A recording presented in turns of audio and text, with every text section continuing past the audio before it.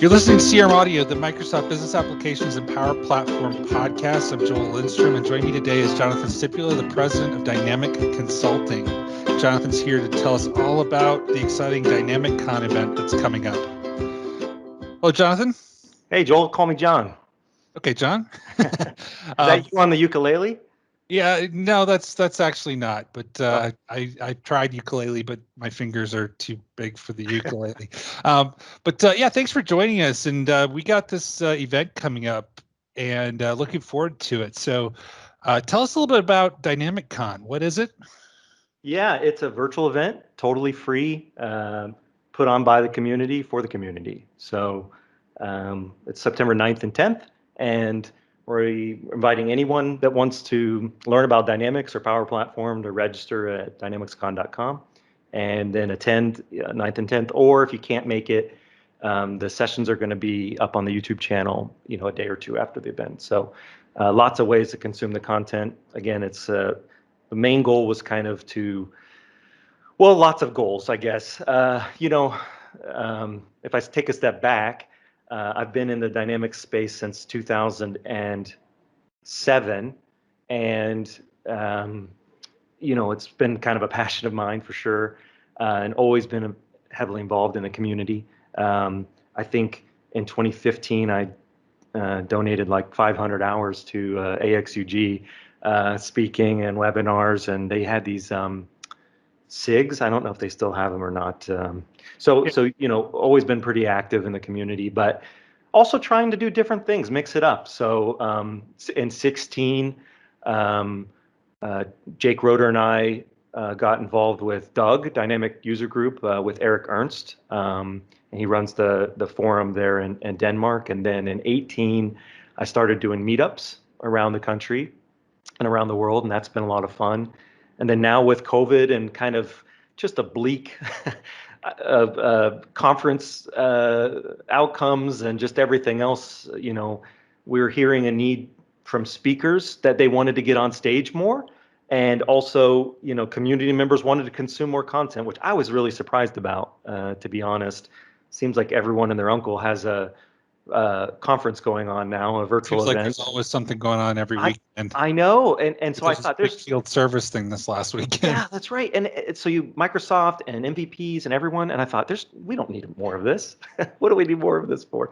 And then we did at Dynamic Consulting, we did a small, non-advertised, like Power BI webinar series with one of our team members there, and hundreds of people showed up, and I was just surprised, like how could people need more content? So yeah, then just said, what would be fun would be to have a Comic-Con for Dynamics, and that was about the a level of effort that went into the naming, and here you go, DynamicsCon was born. Yeah, so how do you make this different from all the other stuff? What's unique about DynamicsCon versus, all the other great events that are going on right now? Yeah, that's a great question. So that's what I thought about. I said, what are and we put it on the website there, it's on the front page, but what are the guiding stars for this event and why is it different? And so a couple things. One, we because there are a lot of just WebEx, webinar, Microsoft Teams type of conference events, we thought, let's do something a little bit higher quality. Pre-record the sessions, edit them for sound. You're on a virtual event and you're, someone spikes in your ear and there's internet issues, there's dogs barking and kids running around, and which is all great. We've all learned to get used to that. But, thinking that if we're going to do an event, let's do it different. Let's do it a little more polished. Let's have fun. Some people have been really put off by the style of the event, that it looks a little too, it is busy. I will acknowledge that it's busy. Joel, you're doing your session. You're about to record next. I don't know how busy you find the slides and everything, but let's have fun. I don't know. I'm stuck in a house all day long. I need to have a little bit of fun. Free was really big. There are other events out there that you pay for, and that's great. But thinking, I think in this day and age for a virtual event, I think free is the right price. And it certainly seems to be, something our community sponsors and Microsoft and others seem to resonate with really well. And then the last thing is, a couple things. We're going to pay the speakers. So I kind of started to think, what didn't I like about the other events? And some MVPs kind of and others gave us feedback that, I'm giving all this content away, so we're going to try to pay and compensate the speakers. We're also trying to crowdsource the content. There was 230 sessions submitted and over 11,000 votes just to produce, 50 educational sessions. And, the attempt to crowdsource that and kind of democratize the schedule and the agenda was an attempt. And last bit is to publish the financials. So it's not a commercial endeavor by me. It's a separate entity. It's a separate company running as a not-for-profit where the financials will be public, and any proceeds will go to COVID relief charity. So those were kind of some of the guiding tenets. Early on we've gotten pushback a bit. It's too busy, or it's the same speakers, or people it's a popularity contest, and I get it. I love that the conversation we're having about what's best, and so we can edit and adjust. We'll do it this way this time, and then we'll listen to feedback and do it again another way. I mean, that's kind of the fun thing about doing it as a startup. You can kind of do whatever you want. And the more events like this we have, the more availability there is for people who haven't spoken before, right, to get experience too, even starting with local user groups that have remote meetings. How are you balancing like the recruiter aspect? Because one feedback I hear a lot is I go to one of these free Saturday events or something, and I suddenly get slammed with all these recruiters calling me afterwards because they're sponsored by recruiters. Have you done anything there, or? Well, we don't have any recruiter sponsors, so that's step one. And two, I think it's free. There's some expectation that you might get emailed from the sponsors or something. I think that's okay. I think that's a good trade-off. Yeah. But yeah, I hopefully it doesn't become like a vulture scenario or something. I think various people in the community, Microsoft, independents, customers are all doing sessions. From what we can tell, it hasn't been an overly salesy. So far for the recordings, they haven't been salesy at all. So I think people know how to play nice, and people know when they're being sold to, and it's a turnoff. And I don't think our community's all that interested in that. We'll police it if there's a problem, but so far I haven't seen anything. I actually hadn't heard that about those vultures. Yeah, I looked some of them, and immediately I got people from insert name of recruiter here calling me up. But how many do you get anyway on LinkedIn? I mean, I get one a week on LinkedIn anyway. For some reason, I have Dynamics in my title, and they're like, "Oh, we need an X++ developer in Iowa for 6 months." Yeah, like I'm gonna. Yeah, when the F&O recruiters reach out to me, I say, "Did you really read my title at all?" Right. So, do you see this ever, or have any aspiration to ever turn this into an in-person event after COVID? I think so. It'll be really interesting. And what do you think? Like, is in-person event, are they dead? I don't know. We have the meetups. So we have 1,600 people in our meetups. We have 20 chapters, and we're going to grow that. Actually, some people that have submitted sessions that has said, "Hey, can you put a chapter in our country," or something like that. So I think the meetups could be an in-person local event. Will we ever do an in-person big event? I don't know. Sounds like a lot of work, Right. And a lot of risk. I don't know. I think Microsoft does it really, really well, and let them do the in-person stuff. But who knows? You can never say never. But I wonder what happens. COVID.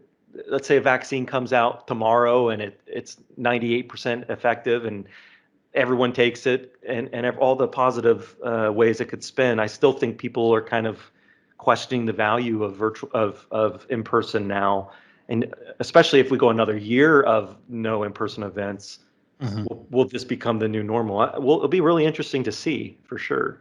I think there's maybe a place for more regional, smaller in-person events rather than the big ones. But you're right. now that we have experience doing this and companies' marketing budgets have changed and everything, but there's always going to be, ISVs and partners that want to find that bigger event to promote their stuff at too. So I think that's Or they're going to have to find new ways. Martin at E1 wrote a blog post about that like 50% of his leads came from in-person events, and now his org's going to have to find a new way to find those people and reach those leads for himself. And so what happens? I mean, maybe it's not an or, it's an and. They'll maybe the ISV channel and the partner channel will evolve, and then when it goes back in person, they'll do that too. I don't know. I mean, there's nothing replaces sitting in a room, round tabling with customers, having people come up and talk to you. But we'll see. We'll see a year of this, and we'll see. If you get similar events, and you get similar as ours, and you get similar results as in-person events, excuse me, then maybe people will say, do I need to be a week away from my family and buy a booth and sit in a hotel room again? I don't know. We'll see. Yeah, that's a good point. So tell us a little bit more about your background, Jon. Yeah. I mentioned a little bit, but how did you get in this crazy business Oh application? yeah, like most things, a girl, kind of. No, so I was a management consultant. I was traveling like crazy. I think I was on like multiple flights a week, and I just didn't have a life, and decided that I needed to stop traveling so I could try to have something more of a life. And so I tried to settle down in Chicago, and a recruiter, those nasty recruiters, called and said, hey, could you babysit this project, down the street from you for a couple weeks? And I said, I could, sure. I didn't know anything. I don't even know if I knew what an ERP was at the time. And then they're like, well, do you have any experience with Exapta? And I said, no.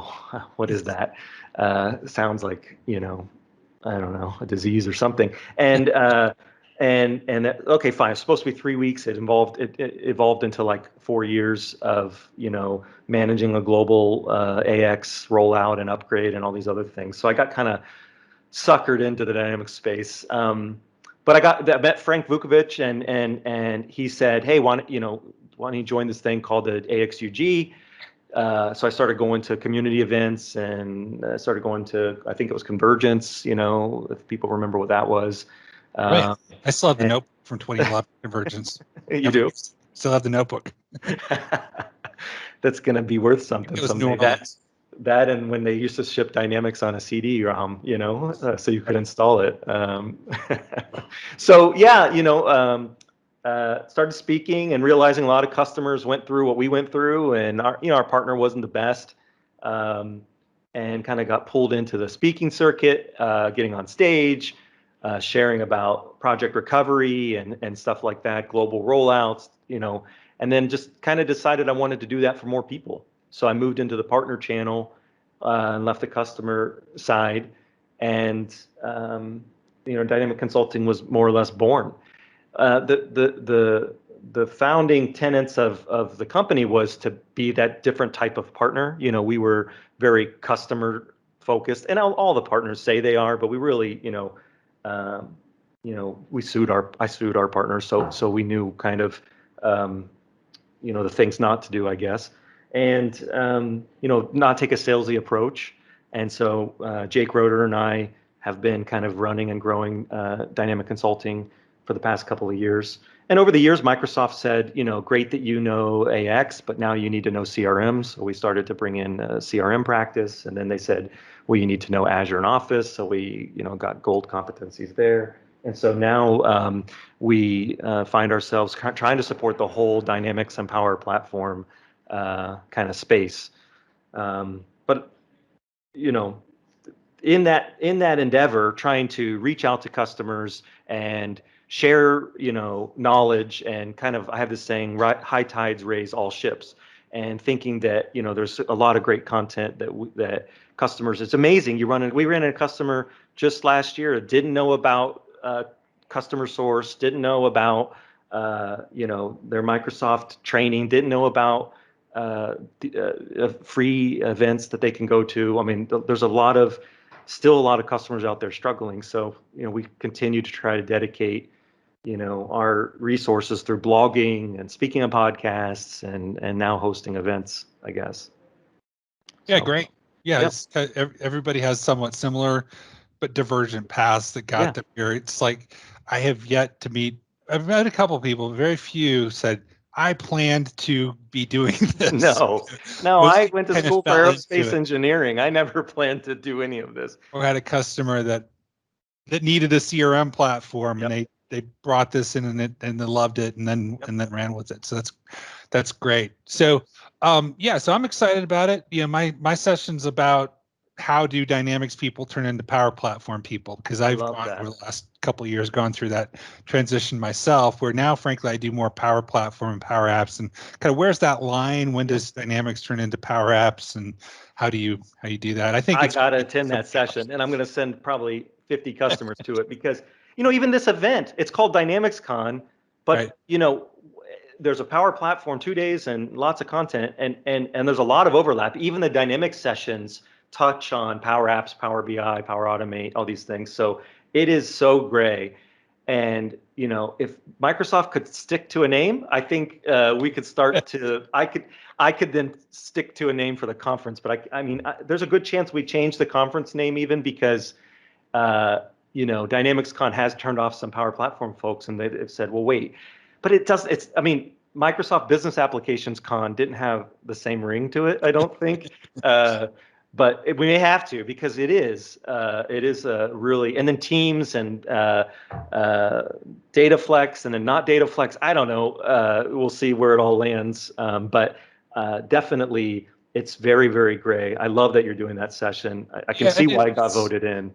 even, I think a lot of Microsoft people don't know where that line is exactly. Yeah, I know. And they have people focused on Power Platform that don't necessarily know about things that are legacy dynamic stuff that is in Common Data Service they can use, Yeah, and then vice versa. yeah, People building custom stuff in Dynamics when, hey, did you know there's a connector for that? right. With the Power Platform. So yeah, exactly. We're all, and that's where it's all Power Platform. You have these first party apps, but yeah, that's what I'm going to be talking about. I can't imagine being a customer right now because you Google or Bing something and it says that Dynamics works this way, but what product are you in and what does that mean? Talent and Dynamics 365 for HR was across two platforms, and it's got to be really, really hard and really confusing. It's hard enough for us to keep it all together, much less. And Microsoft, I mean, when we deal with Microsoft field sellers, they'll interchange those words sometimes, and having that conversation with a customer that you own Dynamics but you don't own that Dynamics is always a tough one. And I think the Power space is definitely there. When is Power BI standalone? When is it embedded? When is Power Apps Plan 2? When is it a first party app? When did pick the difference between the two? All these sorts of things. I don't envy solution architects right now. I don't envy customers trying to make these decisions. And it's really scary too. It's been so fluid in the last year or two. It just scares me that it's going to continue to be fluid for a little while longer. So, Yeah, but if you look at it, I mean, bold prediction here, a year from now, we might be just saying we build Teams apps. Look at the scale of what was called DataFlex. hmm I know. Our platform has around 3 million monthly active users. Oh, okay, that's a good number. Teams has 75 million daily active Yeah, I know. users. And so this whole apps and Teams I thing, know. it's like they're presenting like this new thing because it really is to a whole world of people that have probably no idea what Power Apps are, what Dynamics are, but they're built in a way that can scale to it. That's a pretty awesome story. But then when do you get I don't know, you deal with customers old customers that have 500 access databases all over the place. How do you not have that? How do you have that balance of some level of governance inside an org and not just, app Yeah, no, for, sprawl? for sure. It's people say it's access in the cloud, but it really access in the cloud plus governance and DLP and all Yeah, that stuff. yeah, So yeah. yeah, that's what gives us work to do. I know, I know. That's what I said. It's job security, I guess. If everything was clear and just worked, that we wouldn't have anything to do. Yeah, that's right. That's right. But people, customers say, "Well, should it just work? It's Microsoft. Shouldn't Excel and shouldn't these things just work?" And I think Microsoft's taking us there in bits and fits and starts. But yeah, I think the consultant becomes less of the doer. Maybe we're not doing as much of the back end lifting, but we're advising on what fits in which product the best and what workload goes where. Okay, your workload fits, a first party app really well, but this piece, let's do a custom Power App or whatever, and the licensing model, when to pay for what. I mean, I definitely think there's plenty to be said around that. I don't know that there's best practice to develop just yet, though, because we come across, I guess when you're a hammer, everything's a nail, right? So if you're a CRM partner, you definitely see one way to solve it. If you're a Teams and collaboration partner, there's another way to solve it with SharePoint. Still, I think there's a lot of gray, but can't wait to watch your session. Have you seen the Power Platform Adoption Framework, the community platform? Yep. That has a lot of really good stuff around that. And that's where, again, I'm seeing a lot of customers, especially going outside of the Dynamics world. There's a lot of customers I'm running into that have makers who are doing really good apps. And so I agree with you. If you're a partner whose whole business model is I'm going to have this team and they're going to do everything for you and build that app end to end, you're going to find customers that have people that are almost up to the skill level of what your team is.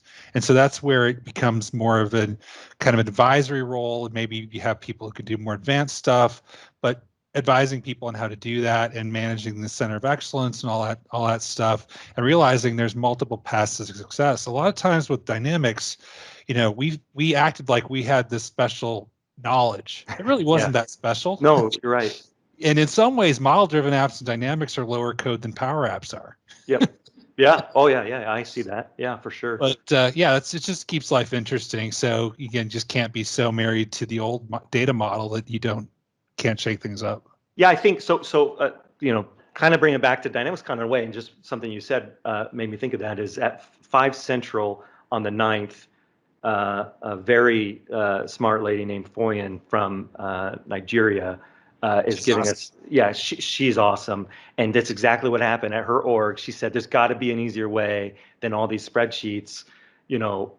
She taught herself Power Platform and Power App development, but then even took us up further and said, why do I need to be the gatekeeper of this information? She started teaching others and sharing inside her org and outside of her org, and has built this whole ecosystem in Nigeria for upskilling yourself with the Power Platform. And it's not just marketing speak. This happened, and then the story came across to Microsoft, and of course she was on stage with Satya or mentioned during Inspire. But I think she's going to speak, and also I think Donna Sarkar, our one of our keynotes, is going to talk about that. And I think there's some messaging there about, like you said, you don't have to have 10 years of Dynamics experience to build a very creative, interesting, beneficial app for your org, and that's going to definitely lead to, I'm going to have to say this, digital transformation at your company, and maybe at a totally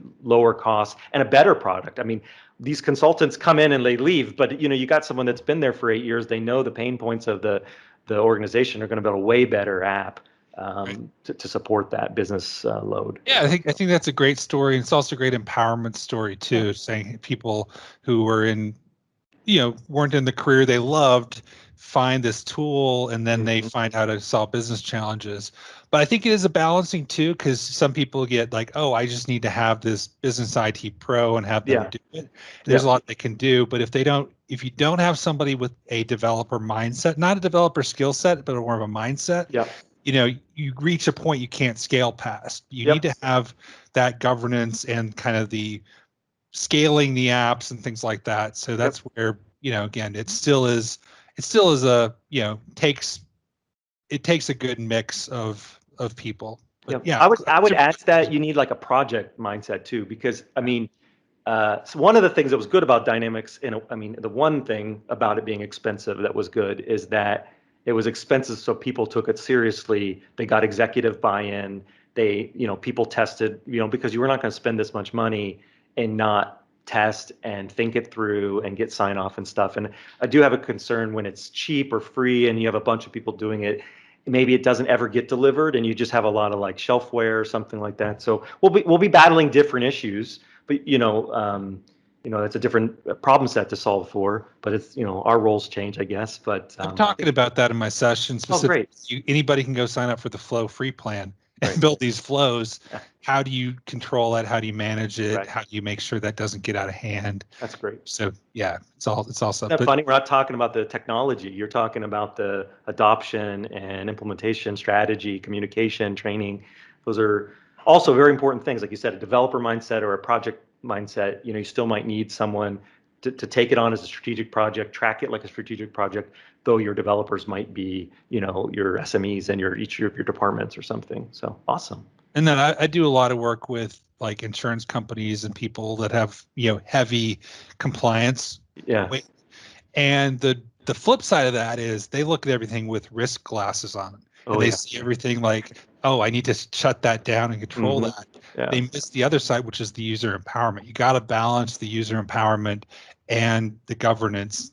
And each one has to have equal weight, because you go too far either way, you'll have a problem. Yep. Oh yeah, definitely. We have in the F&O space, there's a financial reporting tool called, it was called Management Reporter. It's called Financial Reporting now. And the idea was you could you could let your end users develop these reports. Like you build the data structure and the kind of schema, and then you drag and drop in Excel. And that's that balance too. Is some IT departments were like, we're going to let users determine our financial reports. And so then there was like the control had to go through IT, but it's like you're trying to build, empower the finance department to not bring report requests into IT. So, every IT manager complains about that, but then when they go to extend the power to the end user, like, well, how can we trust, Dave over there? Silly Dave's gonna, go nuts with it. So that's definitely always a concern. But wow, that's awesome. You're going to touch on a lot then. I'm going to bookmark the session. Getting back to DynamicsCon, yeah, sure. With the higher quality recorded sessions, how do you do recorded sessions and make it not just a YouTube watching party? Yeah, so good question. I mean, that to be determined to some extent. Like, how do you go live on YouTube and not just watch it later? I don't know. Like are attendees going to be able to ask questions to Yeah, so that's the one thing we thought. What is nice about live? So during your recorded sessions playing, the speaker is going to be available to chat with anyone that comes to that session. So live in the session, there's going to be a moderator and the speaker is going to be available to answer questions. And then when the session's over, we're going to cut over to live Q&A or live answers, thinking that maybe there's a name change between when you record the product and when we play it on September 9th or something. So data flex thing. Still who knows what happens in the next 2 weeks. But yeah, there'll be a live Q&A and a Q&A. We also said, well, what's the presenter going to be doing there? I mean, it's kind of simulated. So some people might log in and feel like it's live, but we're not going to hide anything. It was pre-recorded. So you're going to be able to chat like in chat. You're going to have to. Anyone can watch the session. You're going to have to sign in to chat, a lot like Mixer was or Twitch or something. You'll see the session. Why go watch it live when you could watch it just recorded later? Yeah, but hopefully you come for some community aspect. There's going to be some networking events. There's going to be some giveaways. There's going to be other things for live, but certainly I don't know. How much of Inspire did you watch live? Well, that's the thing is, for Inspire and Build and a lot of Microsoft conferences, what people don't realize is a lot of those sessions are pre-recorded. Yeah. And so like after Build or like during Build, I was interviewing one of the product team members and asked him some questions and said, "Good luck on your session." He said, "Well, I already recorded it." And I had no idea watching it was live. So if it's done well and you still have the ability to chat with people and it feels live, I think it can work well. And we're trying for that. I mean, we want a community feel. We don't want to just be a television show, so we want a community feel. There will be some Q&A live in video Q&A and text Q&A. There could be some other things happening during the event to try to promote the live attendance, but we'll see. It's a trial. I mean, everyone's trying to figure this out. And I do think a lot of people will come on demand after the event globally. Unfortunately, right now, we only are doing U.S. time zones. I think if we do the event again, we're going to spread the time zones out a bit more. But there probably will be some people that don't want to get up in the middle of the night to watch. So they'll probably watch in the morning, I guess. But we'll see. We'll see what happens. It's a lot, like you said, a lot of Inspire was pre-recorded, and a lot of the videos were on on demand afterwards. But I had heard something like 59,000 people were at max watching some of the Inspire sessions. So I don't know, maybe it'll be something people have up live while they're, doing some emails or something. And if they hear something interesting, they'll go back to remember to watch that. I think the other thing is you can bounce around a lot. Like it's not like you're registered just for a track. There's going to, all 4 tracks are going to, Power Platform, CE, Business Central, and F&O are going to be playing kind of at the same time. So you have some freedom to kind of bounce around a bit. So there's so much content. How often do you really get back and watch it when it's pre-recorded? So I'm hoping a set of people do schedule some time set aside to go and just kind of watch it live and experience it a bit. So, but we will see together. I think there's pros and cons to both. So like if I'm in a smaller user group meeting that has 25 people or something, I like being able to have, the more interaction with the audience during it and have people ask questions as we do it. When you have this size or, got 100, 200, 300, 500 people, that's not practical, or you never would finish the session. And also, the little secret is like Power Apps, demoing them over Teams always takes longer. Things take a load and other things like that. And you have delays switching between things. Like now I'm going to go to the maker experience. I'm going to, preview the app. That there's always delays, or when you switch to Flow or something, or waiting for the Flow to run. The nice thing about having a pre-recorded thing is you can edit those out, still show the real thing, but kind of like the cooking show, where you don't see the, whoever your favorite celebrity chef is mixing everything together. They have it all mixed and then say, okay, now I put this in, now I'm going to put the oven. Now it's done. There's a pro and a con. You're right. You won't see the real world experience of it, like you needing to log in 5 times with MFA or something. But and the pro is you won't see it 5 times, and hopefully maybe the presenter will speak to it. But yeah, it's going to be a lot of that stuff's going to be edited out for a smoother. I wanted high content, not necessarily technically deep, but I just wanted a highly produced. I think content is king anymore. You look at all these online delivery platforms, and it's just all about who can make the most compelling visual audio story. And so Netflix and Hulu and everything that live news broadcasts are cool, but really people are going for the Daily Show or Last Week Tonight, the highly edited, deep, really rich content. I think is kind of more the direction we're going with this. So we'll see. I still think some people will show up because it's live, to experience. Some people will want to just have it playing so they can be social with it and talk about it after it happens. And some people will consume after the fact, and we'll learn and we'll get to do it again. We'll try something else. I agree with you. We're going to have, we're shooting for, there's almost 4,000 people registered. I don't know what percentage of registrants will attend live, but even 10% would be 400 people. It's obviously a lot of people to have it's not going to be a round table where you're going to just pull up and chat with 2 or 3 people. Right. I think we have a meetups group for that. And I think that's probably better. Like you said, more of a regional thing, maybe where I don't even know if you would do it in person at first, but maybe we'll have some virtual stuff where you could do that at 25 people level and I think chat. like when I've done virtual app in a days, there's typically like 25% don't show up. Okay. It's just the nature of things, but probably have some people also who are signed up just for 1 or 2 sessions. Like they really want to learn about something or want to see the keynote or something, but that's all good. We get, again, have good quality content. People can watch it later on. So I'm looking forward to it. Thanks, Joel. Even more so after I finish recording my session. Good luck. So if people want to register, go to DynamicsCon.com. Is that the best way to do it? That's right. Just register right there. Fill out a few questions. You can put your address in if you want some swag mailed to you. If you don't, that's fine. And then come 9th and 10th, come attend. Okay, great. Well, I'll put your LinkedIn profile link there as well, so if people want to get in touch with you there. Is that the best way for people to contact you? Yeah, sure. There, Twitter, Stipulation, like my last name, @Stipulation. Come tweet at me and harass me a little bit. I can take it. All right. Well, thanks, and appreciate you joining us here on CRM Audio. Yep.